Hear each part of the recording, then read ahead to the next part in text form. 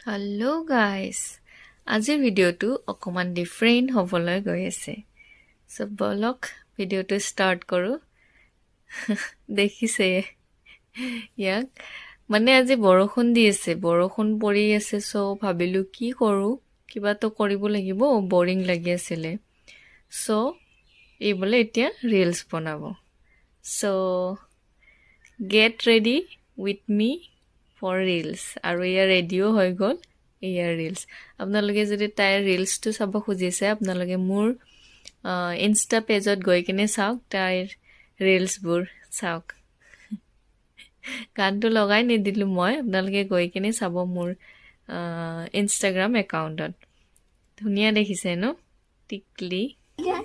আৰু ইপিনে মই হাত কাটি মেলি বহি আছোঁ এইটো লগাইছোঁ মই কলগেট ডান কাণ্টি কোনে কোনে বাৰু হাত কাটিলে নেকি